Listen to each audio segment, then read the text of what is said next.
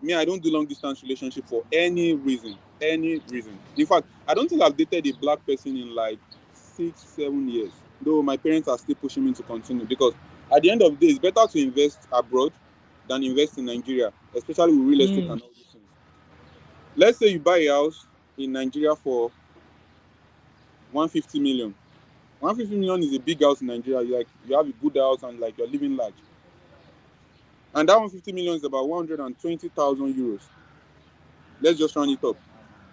If you buy a house of 120,000 euros here and you rent it out here, you can get 400 euros a month on rent. The 400 euros you get a month on rent, in in 4 months, you get 1,600 euros, which is also the money you get for a rent for your 150 million house in a year. So at the end of the year, at the end of the day, you make more money with your investment abroad than the investment in Nigeria. You get it? So at the end of the year in Nigeria, you get 1,600 euros, the equivalent of 1,600 euros. But abroad, you've gotten that money in 4 months.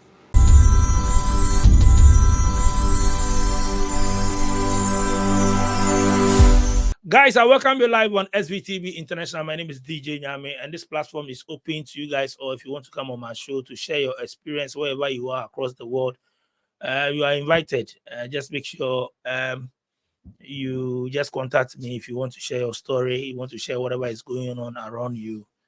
I mean, it's open. So, today, where am I going? I'm going to have a chat with one gentleman. He's based in Lithuania. So, let me go and invite him on board. Ima, how are you doing? I'm very, very fine. I'm very fine. Thank you for having me on your show. Welcome on board. Welcome on board. How is Lithuania? Lithuania is quite okay today. Today is a sunny day, so everyone is outside. Everyone is happy right now. So yeah, basically that's it. Yeah, Uh, it's summertime. It's summertime, right? yeah, it's summer already. It's summer already. Summer is summer. Oh, I see. Nice one. Which part of Lithuania are you? Currently I'm in Vilnius, Vilnius city. That's the capital of Lithuania. Yeah, but I move Okay. around a lot. Yeah. But right now I'm in Vilnius city. Oh, okay, okay. I mean, let's get to know you today. How long have you been there? So I've been in Lithuania for like 4 years now. I came like I think March 2020 during the COVID. In fact, the day after I came was the day the lockdown started for COVID. So I came in and then the next day we had lockdown. So yeah, 2020, so about 4 years now. Oh, 4 years now. That's great. That's great. We'll come back to Lithuania. Let's start from which part of Africa are you from? So I'm from Nigeria. I'm from Osun State in Nigeria. But basically I grew up Oh, all around Nigeria. Yeah. oh, Omo Niger. West Africa. How far now? I Omo did Niger, both. how far? I, I did both. Okay, so I mean, 4 years ago, back in Nigeria, before moving to Lithuania, I mean, tell us more about you. Let's get to know you. What were you doing in Nigeria? Okay. Whether schooling or hustling or all that. Let's get to hear your story from Nigeria Okay. before But to you be fair, traveled. I've, I've left Nigeria for a bit now, 10, 12 years or 13 years. I can't really remember. So when I was done with my university in Nigeria, I left Nigeria after my NYSC. The NYSC is a 1 year service thing we do with the government after graduating. So, but before then, when I was in Nigeria, just a normal average family in Nigeria.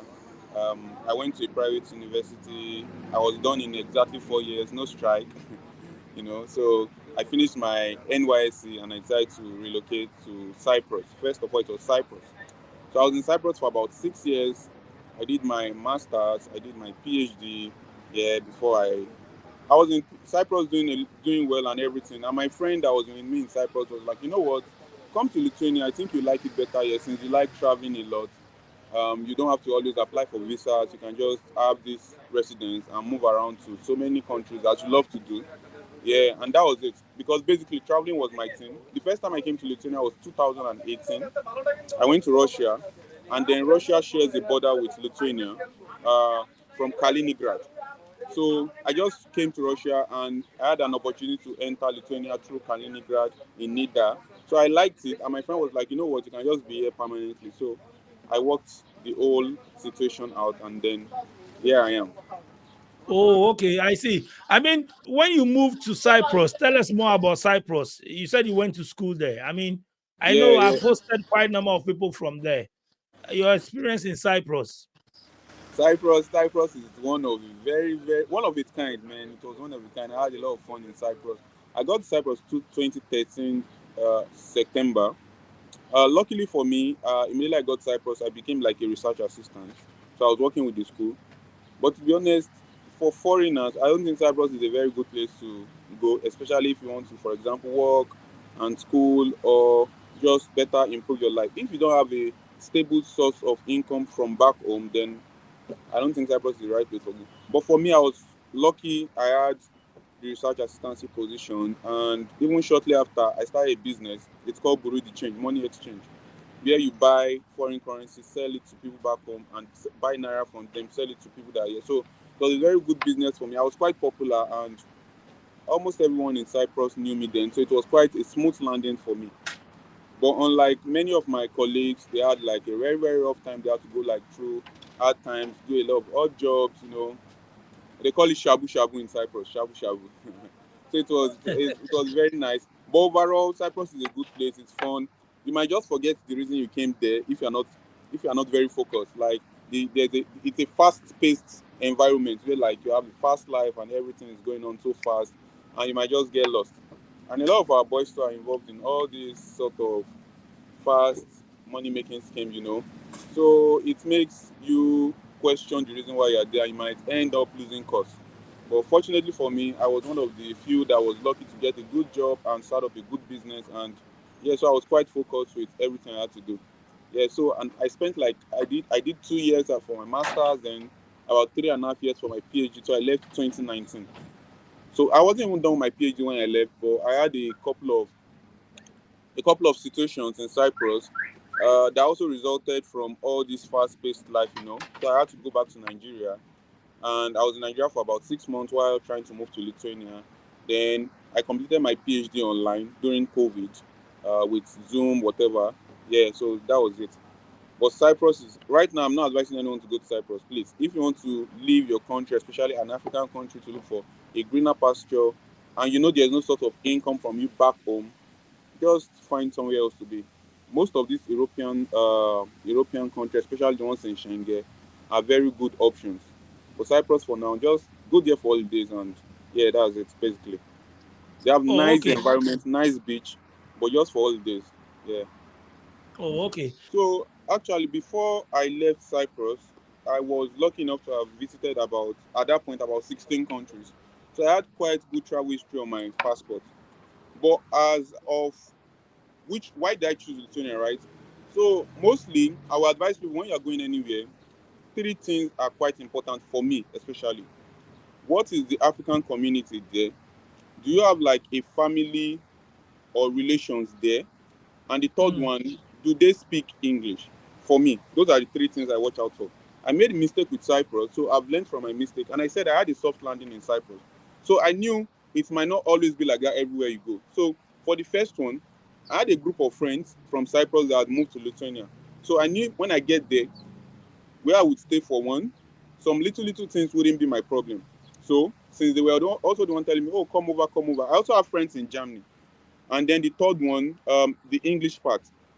So in Europe, most of the country, apart from uh, United Kingdom, the countries in United Kingdom and Ireland, I don't think there's any other country that speaks English as its first language.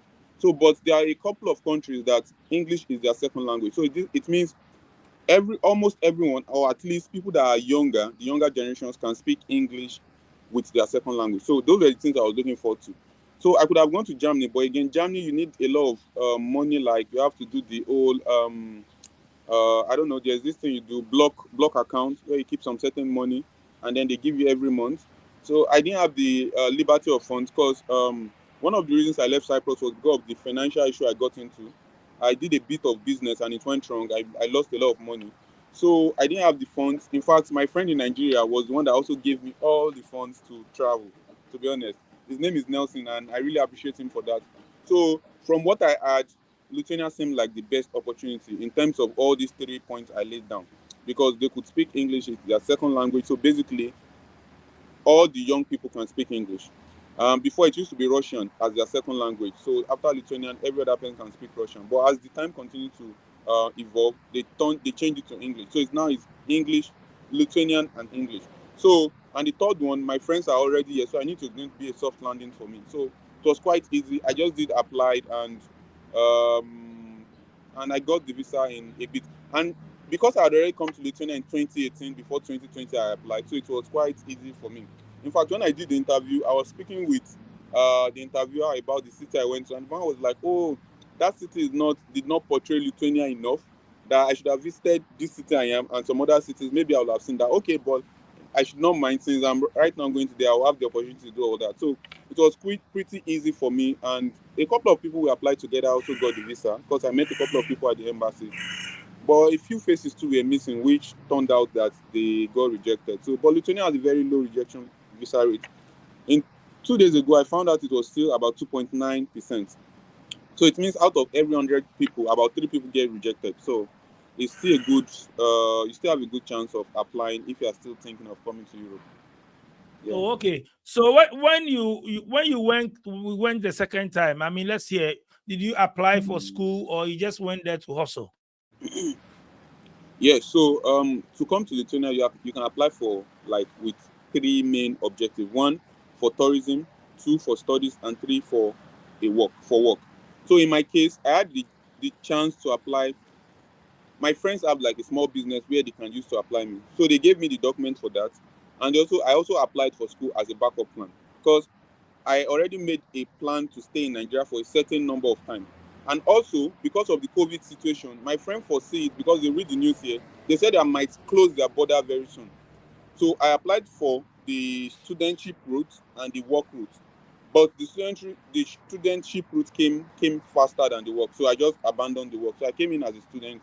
I came into VDU University, and yeah, I graduated also after about 2 years in 2022 with a master's, another master's. Yeah.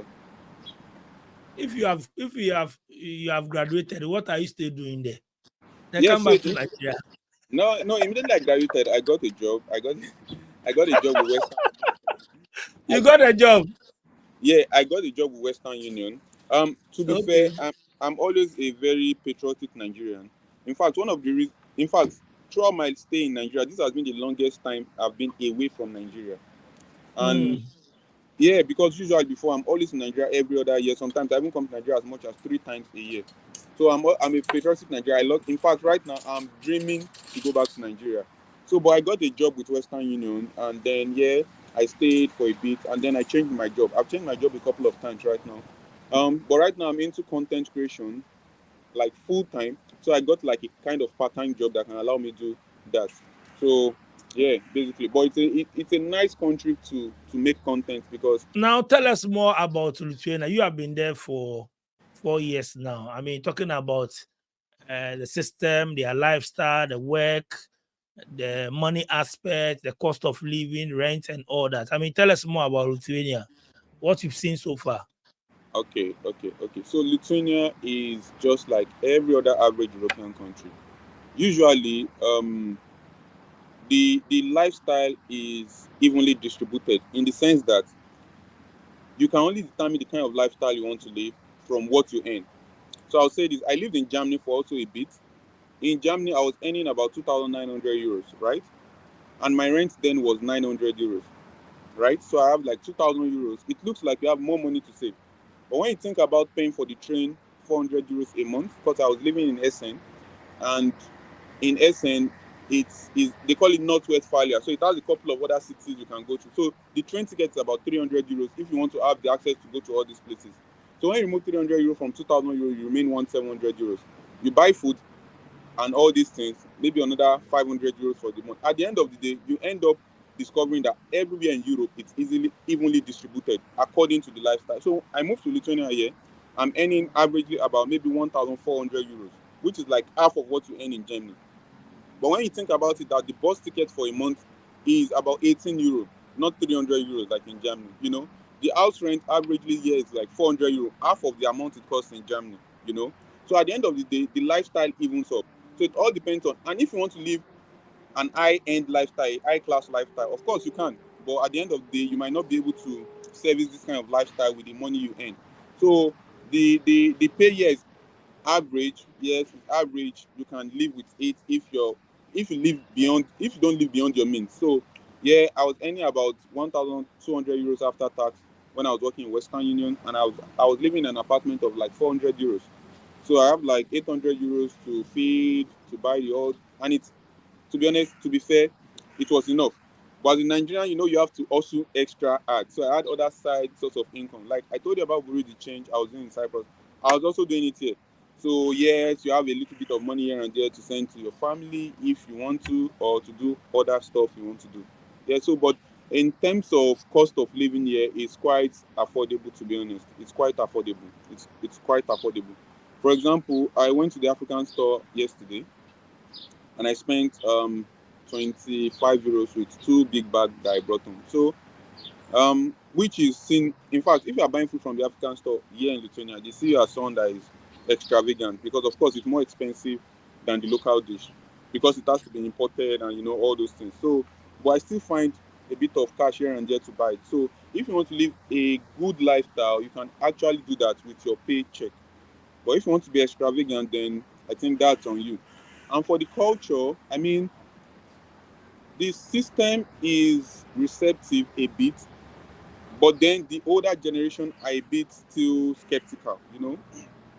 So I'm not a big fan of racism. I'm not a big fan of throwing the word racism all around. In fact, I hardly use it until I started making content. So before now, I used to say I've never experienced racism in Lithuania. But then I started making content, and you see people coming on your page and saying, "Oh, leave our country, nigger, monkey," and all these words. Though most of those pages are private, or they are just pages that has no followers, so they made it up to do these things. But in terms of the daily living, I don't know. I don't want to speak for the whole population, but personally, I don't think I've experienced racism because, again, most times what most people call racism for me is not racism. For example, you are in the bus and someone does not want to sit next to you, and they say, "Oh, the white woman is rather standing than sitting next to me, so she's a racist." Sometimes in the bus, I don't feel like sitting next to anyone, so I just stand. So, and I'm not a racist. You understand? So it's my own perspective right now.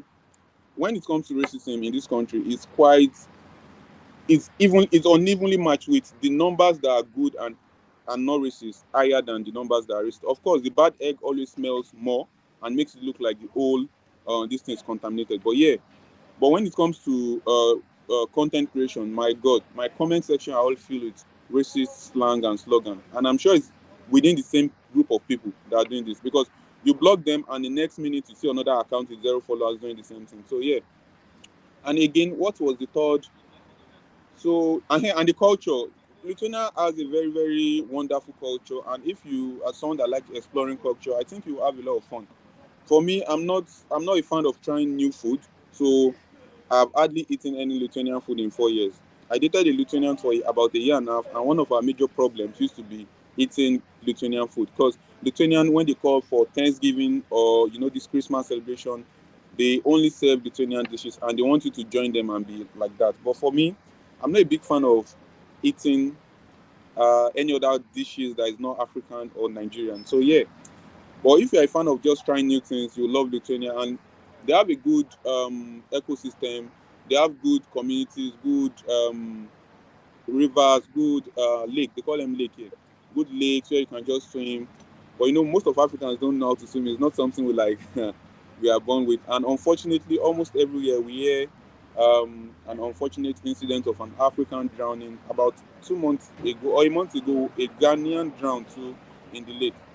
So yeah, basically everything for me is cool here in Lithuania with the culture. What are some of the opportunities you have seen there? Um, so with opportunities, I say it's relative. For example, if what I love to do is content creating, like I love to do, I only tend to see an opportunity that tends toward content creation, right? So but generally, what I've heard so far from people is in IT, people uh, that work with IT. There's a lot of opportunity. In fact, most of the company now employ you from abroad and bring you to Lithuania. So when it comes to opportunity with most European countries, like with IT, and these days, compliance, AML, anti-money laundering, those set of things. Also, I've discovered a few within the last few months that Lithuania is now opening its border for semi-skilled workers and skilled workers. What does this mean? Like, for example, they are deficient in, for example, butchers, people that are like cut goats and the rest. Butchers. I can't really remember most of this, but I remember the butcher one, which is like a semi-skilled. You just have to have a little experience, and when you come, they'll train you. So for especially blue collar jobs, there are quite a few opportunities available, but it's all online. You can check it out on the Lithuanian embassy. Yeah, they have space for Mm, semi-skilled and skilled. mm, Yeah, but mm. for proper white collar jobs right now, it's basically AML compliance and just tech basically. Yeah. Oh, okay. But is the place easy to move around without maybe controlling you and all that? You know, some Yeah, yeah. countries when you move around, police will stop immigration today, this, tomorrow, this. Is it easy to Nah, move nah. around? Yeah, it's easy to move around. Nobody's stopping you. No one. In fact, in the since I got here, no police are stopping and say, "Oh, where is your document?" or nothing like that. The only time police are stopping is like maybe 3, 4 times. One time I was driving and I was typing on my second phone, so I was driving and using my phone. That was one time. The second time, my tail light was bad, so they stopped me. Just most people that they stop is driving, and when you make like a mistake with driving or stuff like that, but usually just walking around, no one stops you. And maybe when the people that control for bus tickets stops the bus and you don't have a ticket, maybe. Well, averagely you don't sit like. I remember I was in is it Slovenia? I think Slovenia some years ago, and within like 2 days, I was stopped 4 times by the police. And Italy too. Italy is common for that, where you move around and they stop you. But in Lithuania, it's not like that. I can assure you that 99% of Africans staying here that are not necessarily driving have never been stopped for whatever reason. They don't stop Wow. around. In fact, a couple of people that don't have like the right permission to stay here, but they still live fine as long as they don't get into any sort of problems with the authority. Any challenges so far? You've been there 4 years. I mean, to be honest, there are a lot. I've faced a lot of challenges, but again, when challenges come to me, I don't see it as my ecosystem's problem. I see it as my problem because definitely there are other people that are also in my same environment that didn't have those problems. So I see it always as my fault. So most of my challenges are something I've been able to overcome, or I am overcoming, because I don't necessarily wear the whole I don't see myself as the victim. I see myself as the cause of my problem. So I'll give you one example.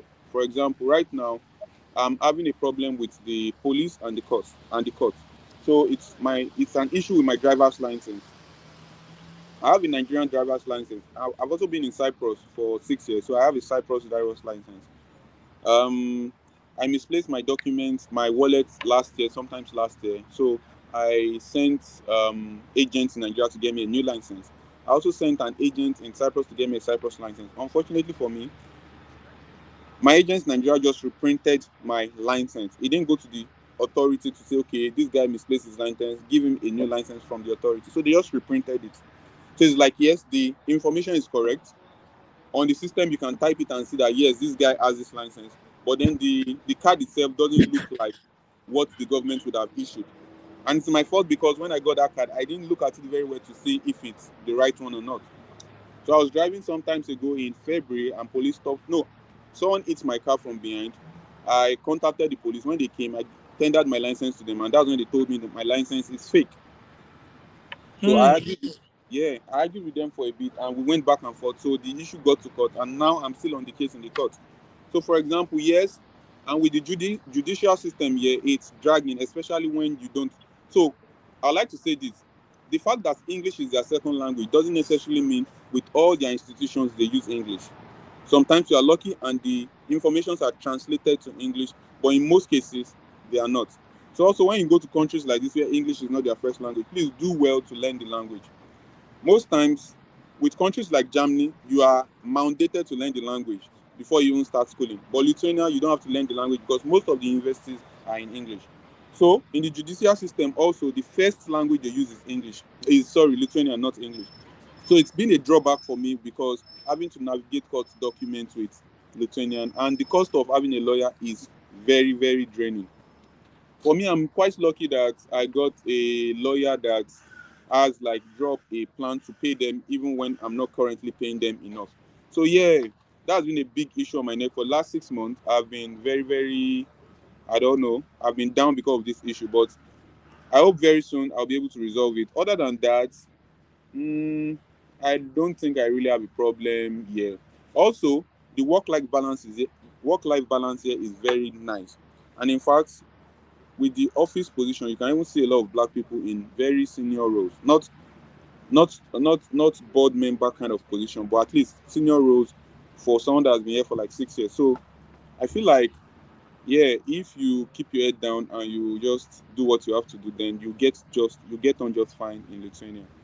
But if you're troublesome Whoa. like me, then maybe you get into a lot of problems here and there because the police here, the country has a structure, unlike when you're coming from back home where there's no structure. So if you are someone that cannot operate within a structure, then you have problems here. Yeah. Wow. So you chose Lithuania over Germany because of the standard of living. No, that's not what I said. That's not what I said. For example, Like me. you said the cost. No, no, Looking no. at That's not what I meant. That's not what I meant. For example, me. I've lived in like 9 countries, right? So I just like moving around. It wasn't because the standard of living in Germany was high or low. I just stayed there, and when my time was over, I just said, okay, now it's time to move. To be honest, the reason why I decided to come back to Lithuania, because I lived in Lithuania before I went to Germany. The reason why I decided to come back to Lithuania is that I saw Lithuania as a fertile ground for making content. And since I decided to start my content creation, I just felt like, let me come to Lithuania, where you be the pioneer, the founder of it. So in a few years, when they say, "Oh, who started this content creation thing?" they can point that, "Oh, that is the guy that started it." So I felt like it's going to be an easy route for me. For example, I have my families in UK. I could have gone to UK too, but I decided to remain here. In fact, my family is always telling me, "You know what, UK, UK, UK," but I just decided to remain here. And secondly, to be honest, I've just been in love with women from Lithuania. Maybe that's one more thing keeping me. I've dated 3 Lithuanians. I've dated one for 1.5 years. I've dated one for 6 months. I've dated one for 3 months. So, for example, I don't know. I just like it's a lot of. what do you like about their women? It's not. See, it's not like where you say you like something about their woman. It's like a love-hate relationship where you like it, you hate it, and you leave the relationship, but still you want to go back to the relationship. It's just how they say Nigerian men are toxic, but they still want to date Nigerian men. That kind of situation. So it's like Mm. an oxymoron, basically. It's not like I've had the best of experience with Lithuanians, but I don't know, for some reason I've seen some of my friends that have family with Lithuanian. And some of them I love what the symbol or the way the whole idea of having a family with a Lithuanian, because Lithuanians are family oriented. To be fair, they're family oriented. If you are really lucky and you meet the right one. For example, my ex-girlfriend's family is one of the best family I've met, and I don't know why I keep saying this for crying out loud. Okay, so they are family oriented, and if you meet the right family and the right woman, then you have a good time. You enjoy it. So maybe that's what I'm still looking for. Maybe that's what stuck in my head. Yeah. So basically, that's the whole thing.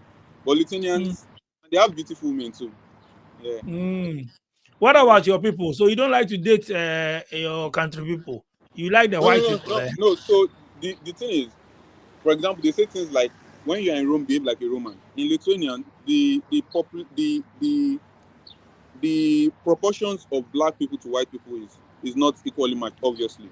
So for every 100,000 Lithuanian you see, every 100,000 Lithuanian woman you see a black woman, and the chances that that black woman is already in a relationship. So it's like that. And me, I don't do long distance relationship for any reason. Any reason. In fact, I don't think I've dated a black person in like 6, 7 years, because one of the reasons, it's not like they're everywhere. It's not like you have them everywhere to But do choose you have from. So more black community in Lithuania? So far, we've seen like the black community are very many. so the black community is not much, to be honest. We are not like a lot. We are not a lot. In Vilnius and Kaunas, we have like African communities when they do their meetings and stuff. And if you go to such meetings, you just discover it's not like we don't have like a lot of people. Or sometimes when we do like for example, Independence Day parade or Democracy Day, you don't see a lot of Nigerians turn up. And even with Africans independent, so I don't think we're a lot compared to countries like Germany or UK or maybe Finland. Yeah, I don't think we have a lot of black people here. If I would Oh. estimate roughly, I don't think we're up to 5,000 black people in Lithuania. I don't think so. When they see you are a Nigerian, what do you tell them you are Nigerian? What do they say? When I tell Because him I'm some people Nigerian, have some kind of perception about Nigerians. oh, so to be honest, if you go outside of Lithuania and tell anyone you live in Lithuania, the first thing they will ask you is, where is that? So Lithuanians, as I said, they are very homely people. Lithuanians don't even like leaving their country, except the younger generations. You see the younger generations now saying, oh, I just want to leave Lithuania. But prior to this generation, it was not like that. You see a Lithuanian that was given birth in Lithuania, grew up in Lithuania, and died in Lithuania. So they don't even like going out. So to be honest, they are not very exposed, except a few of them. So when they see when you tell them you are from Nigeria, they probably have not even heard of Nigeria. Maybe the younger Oh, generations have heard with the advent of TikTok, of social media, but they don't really have the old perception of, oh, Nigerians are fraudster, Nigerians are this and that yet. Yet they don't have the idea. I mean, but with some of them now dating Nigerians and African, a bit of that information is now spreading all around. But usually the first thing they think about when they see a black person is, oh, are you from America? Because again, they see black people in American movies and sometimes they think all black guys are from America. Yeah, so basically that's it. They don't have that stereotype yet. They don't have that stereotype yet. Most of them.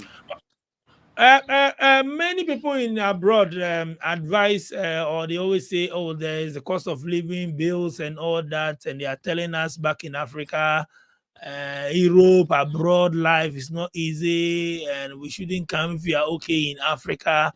Manage your stuff, do your thing, don't risk yourself coming there and all that. What are you telling us? To be fair, as I said, Lithuania, as most other Western countries, have structures. So it's a structure they are not used to, not even the bills themselves. For example, in Africa, I know places where they've not paid bills, light bills for like 2, 3 years. When the NEPA comes to cut it, they just reconnect it back. You can't do that abroad. So now, when those kind of people come to abroad, they are now forced to pay for electricity bill, and that's where you are now hear them saying things like, "Oh, there's bills. These bills still exist in your country. It's just that you choose not to pay." For example, in your country, you can run the red light, for example, and even if they send you bill, you don't pay it. But yeah, if you run the red light, you get your bill at home, and you have to pay it because if you don't pay it, then they go to bailiff, and bailiff takes the money from your account. As I said before, I'm not someone that is used to structure. I said if you keep your head down and you live normally, then you won't have a problem. For me, I'm not used to that because I'm an African. So every now and then I get traffic bills with me, and sometimes you feel like, oh, I'm Nigerian, I don't want to pay. And in a few weeks or months, they take the money from your account. So to be honest, all these things are just because there is structure in abroad. So they can't just get by with whatever they get by with in their country. So that's why they complain. If you are earning money, one of the considerations the government has put in place before they set the minimum wage is, will this person be able to pay their electricity bill? Will they be able to pay their I don't know, internet bill? Will they be able to eat? That's how minimum wage is being set.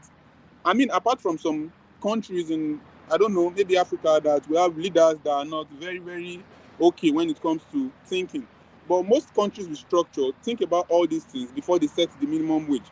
And that's why you see countries like Lithuania, when there was COVID, they gave their citizens money because they know now you're not working or money is not coming as it used to be, but you still have to pay those bills. Yeah. Why are they not complaining when the government did that? They didn't complain. They didn't put it on the internet. They just took it and they were happy about it. So countries that have structures come with the enough salary for you to match your structure. And Africans are very extravagant when it comes to living. They want to have the best cars, they want to have the best life. And even these people that is their country, they do it moderately. But you want to have the best life, and then you complain that the money is not enough.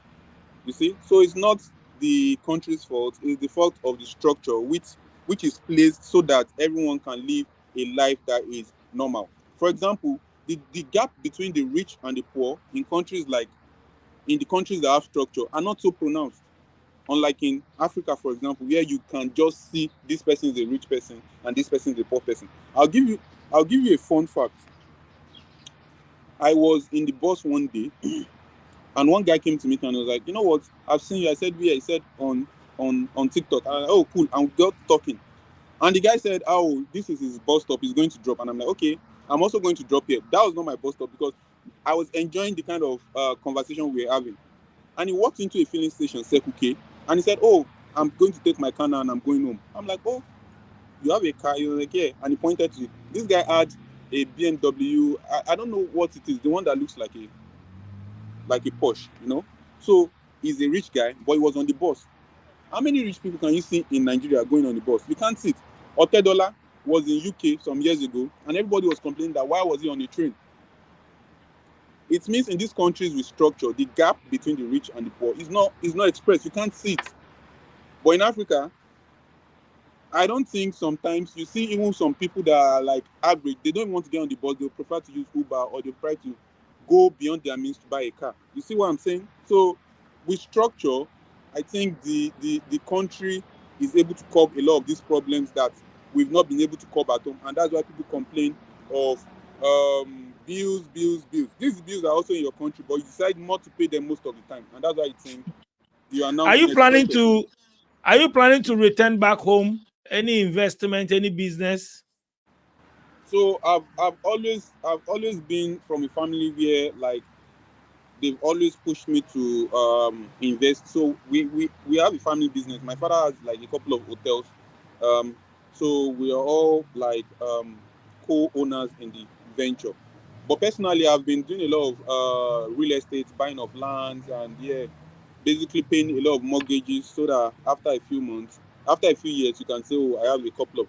But I don't think it's even profitable right now, and I've decided to stop.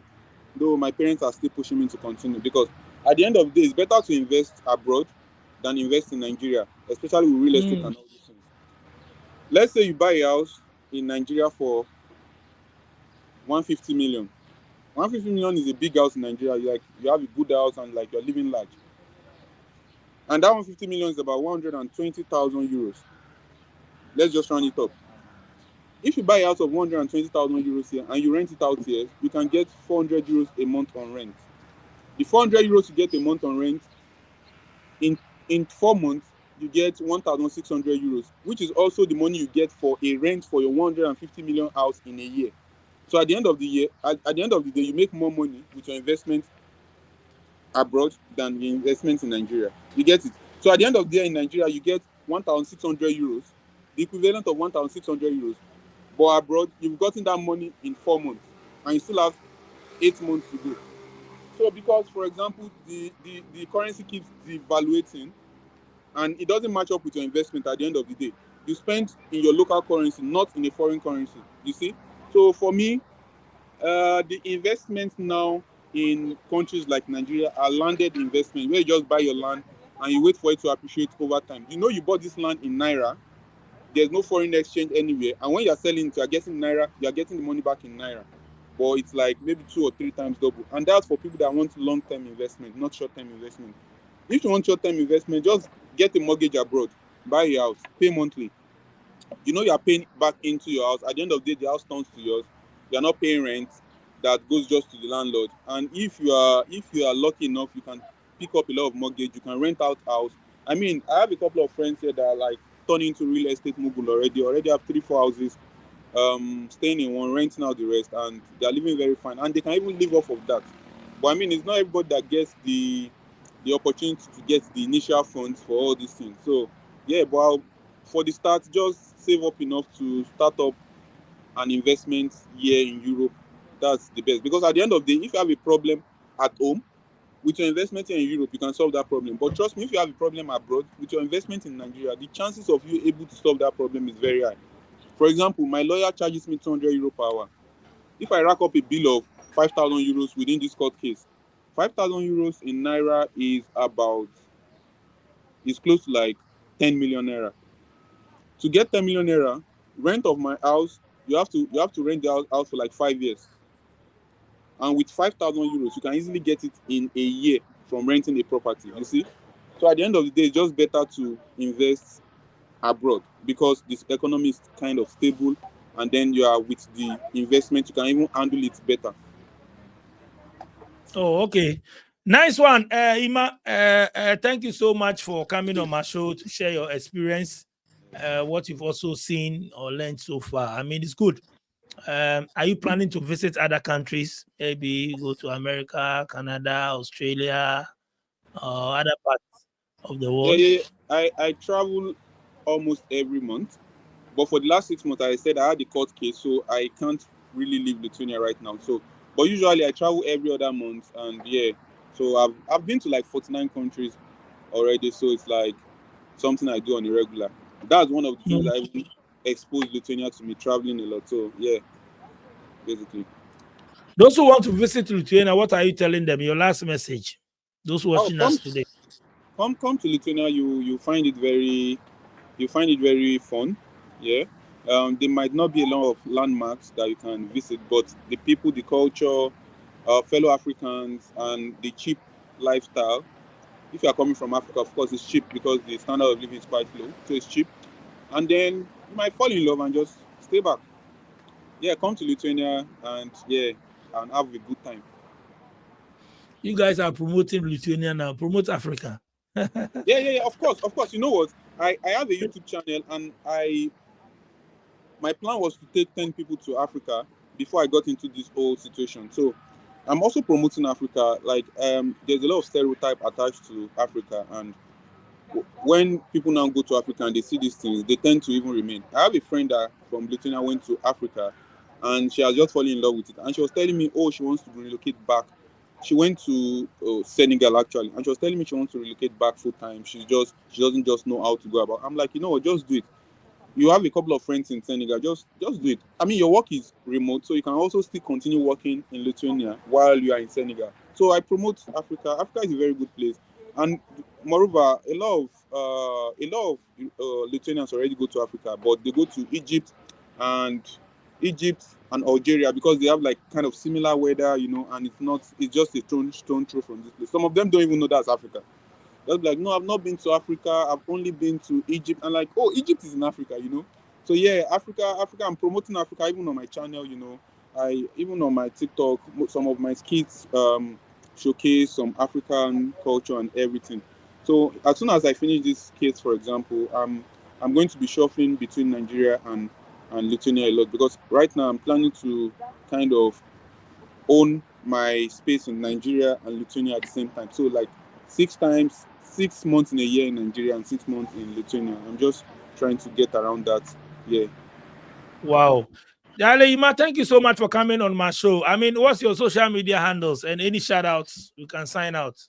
Yeah, thank you very much for that. My Instagram is World9, WORLDNINE.